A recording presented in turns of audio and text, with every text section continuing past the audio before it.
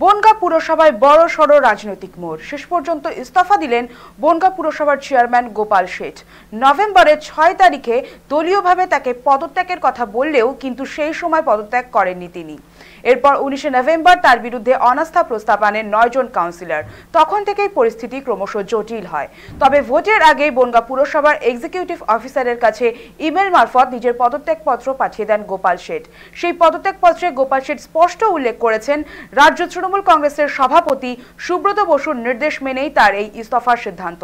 মূলত আস্থা ভোটের আগেই পদ থেকে সরে দাঁড়ালেন গোপাল শেঠ। তার ইস্তফার খবর পৌঁছতেই এক প্রকার উল্লাস গোটা বনগাঁ শহর জুড়ে। ব্যান্ড বাজিয়ে আবির খেলে মিছিল করেন গোপাল বিরোধী তৃণমূল গোষ্ঠীর কর্মী সমর্থকরা। পাশাপাশি অনাস্থা প্রস্তাব আনা কাউন্সিলররা গঙ্গা জল ছিটিয়ে পুরসভায় প্রবেশ করেন। রাজনৈতিক এই নাটকীয় অধ্যায়ের পর সবার নজর এখন বনগাঁ পুরসভার নতুন নেতৃত্বের দিকে।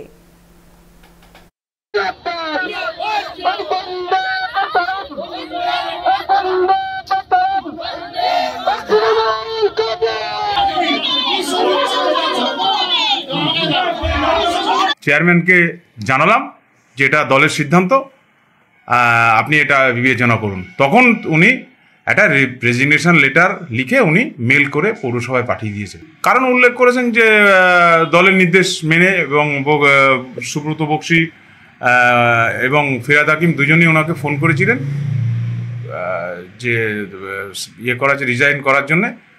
যখন উনি দেখলেন যে হ্যাঁ সত্যি সত্যি দলের নির্দেশ আছে, তখন উনি রিজাইন করেছেন।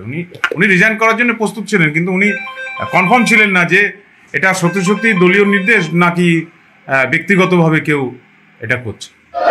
অনেক আগেই দল ওকে বলেছিল, ও দলের কথা না শুনে ও প্যারালাল নিজের মতো নিজে চলতে চেয়েছিল, কিন্তু দল শেষ কথা বলে।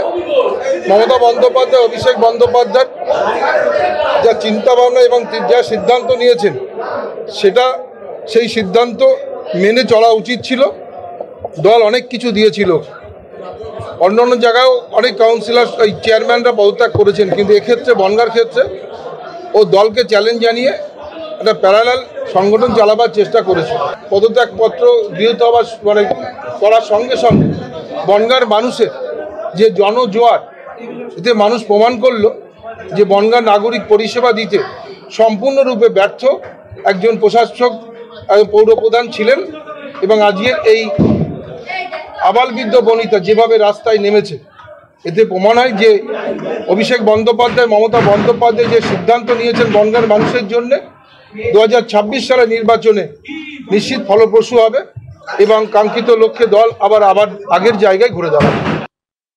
বিরোধীদের হাতে পৌরসভা ছিল, তৃণমূল ছিনিয়ে নিয়েছে, সেই উল্লাস এরা যাচ্ছে। আর যিনি বনগাঁর চেয়ারম্যান ছিলেন, তিনি এই নাটকটা করে, আমি তো বলবো এটা নাটক এবং এটা গটাপ। উনি ইস্তফা দিলেন, এতদিন পরে দিলেন। উনি কেন মানুষকে হয়রানি করলেন? বনগাঁর পৌর পরিষেবার থেকে মানুষকে বঞ্চিত করলেন। ওনার কোনো রাইট আছে করার? আমি আগেই বলেছি, গোষ্ঠীদ্বন্দ্ব করবেন আপনারা পার্টি অফিসে গিয়ে করুন, ময়দানে গিয়ে করুন, আপনাদের বাড়িতে গিয়ে করুন।